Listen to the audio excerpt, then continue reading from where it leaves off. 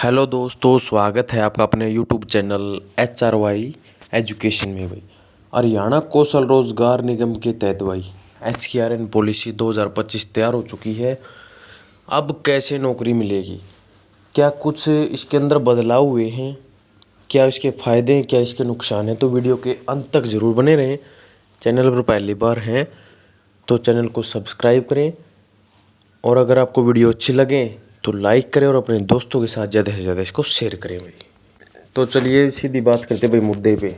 अब HKRN policy थी, वैसे तो भाई जो पॉलिसी है पहले से बना चुकी थी भाई। नंबर स्टार्टिंग में 150 थे, फिर 100 हुए, फिर 80 हुए, लेकिन वो एक टेम्परेरी तौर पे थे कि भाई ये 80 माने या ना माने, क्योंकि हाई कोर्ट ने भी सोशियो के नंबर काट दिए थे और इसके काट दिए थे भाई एक्सपीरियंस के।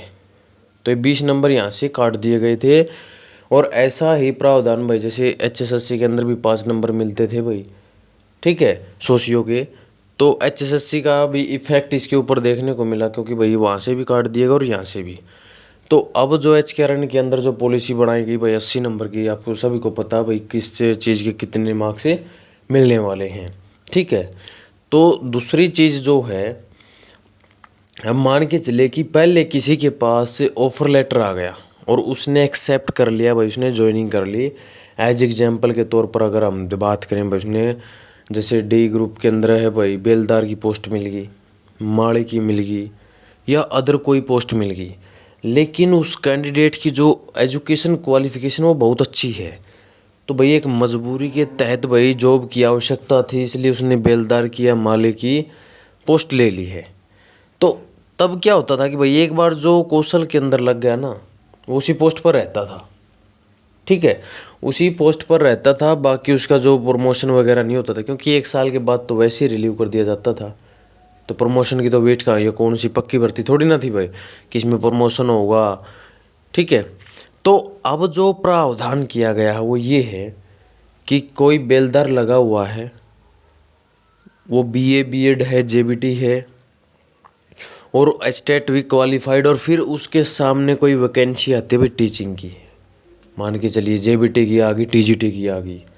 अब कैंडिडेट के पास भाई सब क्वालिफिकेशन है तो उसमें फॉर्म डाल सकता, और उसका जिस स्कोर के आधार पर उसको बेलदार के लिए सिलेक्ट किया गया था, उसी स्कोर के अकॉर्डिंग देखा जाएगा कि भाई ये कैंडिडेट इस पोस्ट के लिए सही है या नहीं है। अगर सही है तो उसको शॉर्ट लिस्ट कर दिया जाएगा और उसको TGT की पोस्ट भी ऑफर हो सकती है। एज इट इज़ मान के चलिए भाई, जैसे कलरक की पोस्ट है, ग्रुप C की है, ये कलरक की है, DO की है, आर्टोन वगैरह जो डिप्लोमा, यानी कि आप जो टर्म कंडीशन पूरी करते हैं तो आप ग्रुप C के अंदर भी अप्लाई कर सकते हैं। इसके अंदर ऐसा कोई प्रावधान नहीं है कि आप नहीं कर सकते, पहले ऐसा नहीं था भाई। तो कहीं ना कहीं ये अच्छी बात भी है कैंडिडेट के लिए कि भाई ऐसा भी नहीं कि आपको एक ही पोस्ट के ऊपर बना रहना है। अब कोई जैसे मान के चलिए सफाई कर्मचारी लग गया और उसकी क्वालिफिकेशन है भाई ग्रेजुएट, अब क्योंकि उसके लेवल की कोई जो वैकेंसी थी वो शॉर्ट लिस्ट हुई नहीं, उसने उसके अंदर ज्वाइन कर लिया। 4 महीने बाद, 5 महीने बाद जब ये लिस्ट लगी तो उसको अफसोस हुआ कि भाई हो सकता था मैं इतने समय और वेट कर लेता तो अच्छी पोस्ट मिल जाती। तो अब वो इन पोस्टों से भी वंचित नहीं होगा, ये पोस्टों के ऊपर भी उसका सिलेक्शन हो सकता है, ठीक है। दूसरी कंडीशन भाई, अब जो PRT TGT ये सफाई कर्मचारी, देखिए PRT की इन्होंने डिमांड अभी तक नहीं भेजी है, लेकिन TGT की डिमांड है भाई 3400 प्लस पदों के ऊपर। एक तो TGT की डिमांड भेजी गई और एक सफाई कर्मचारी मान के चलिए आप सीधे सीधे 8-10 हज़ार के आसपास जो है सफाई कर्मचारियों की डिमांड भेजी गई है। तो लगभग 11.5-12 हज़ार के आसपास आपको ऑफर लेटर देखने को मिलेंगे, क्योंकि पॉलिसी में अमेंडमेंट हुआ है तो अब जल्दी ही कुछ ना कुछ करने वाले हैं भाई, ऑफर लेटर देने वाले हैं, ठीक है। अब तक तो यही चर्चा चल रही थी कि अमेंडमेंट होगा, 80 में से शॉर्ट लिस्ट, देखो जितने भी जो पीछे शॉर्ट लिस्ट हुए थे 1-2 भर्ती के, तो वो भी इसी आधार पर हुए थे भाई 80 पे, लेकिन ये कंफर्म नहीं था कि भाई 80 के ऊपर ही इनको शॉर्ट लिस्ट किया जाए या इससे कम किया जाए। लेकिन अब पॉलिसी अमेंडमेंट हो चुकी है, पहले लेवल 1-2 डिस्ट्रिक्ट लेवल के हिसाब से भी थी ये, ठीक है। अब इसमें डिस्ट्रिक्ट लेवल का भी कोई मैटर नहीं रहेगा, डायरेक्ट क्या भाई पूरे स्टेट का ही हो गया, ठीक है। ऐसा था भाई 3 जोन के अंदर बटा हुआ था, लेकिन अब पूरा स्टेट वाइज हो गया है ये।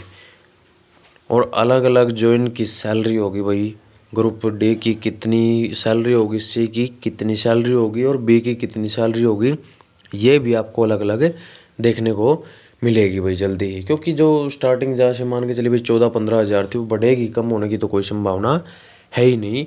तो अब कहीं ना कहीं युवाओं के लिए भाई अच्छी खबर भी है, खास करके भाई जो टीजीटी का इंतज़ार कर रहे थे, क्योंकि बहुत इंतज़ार किया भाई उन साथियों ने। और उनने तो क्या भाई 103 ग्रुप के अंदर जितने भी युवा साथी हैं बेसब्री से इंतज़ार कर रहे हैं।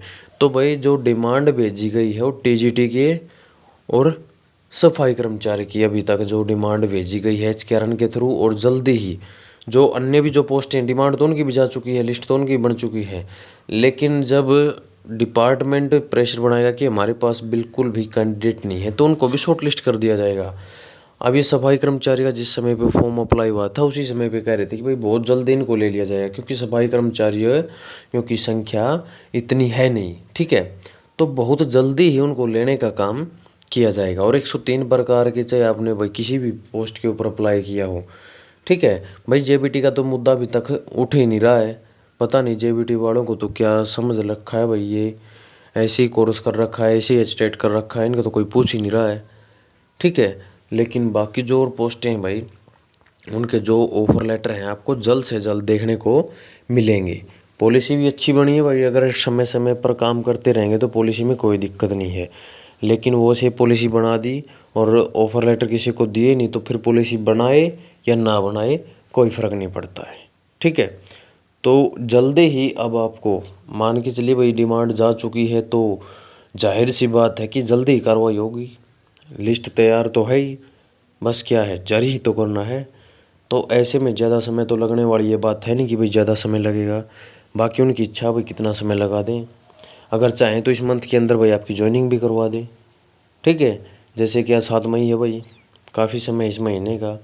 लेकिन अगर ये देखें कि भाई इस महीने के अंदर टीजीटी की अगर ज्वाइनिंग करवा दी तो फिर मई का महीना ऐसे जाएगा, ठीक है, क्योंकि मई के अंदर छुट्टियाँ हो जाती हैं। अगर ये चीज़ें सामने फेस होती हैं तो फिर आपको जुलाई के अंदर स्कूलिंग वगैरह की है उसके अंदर, बाकी डिपार्टमेंट के अंदर जून की छुट्टियाँ नहीं होती। मिलते हैं भाई नेक्स्ट वीडियो में आपसे।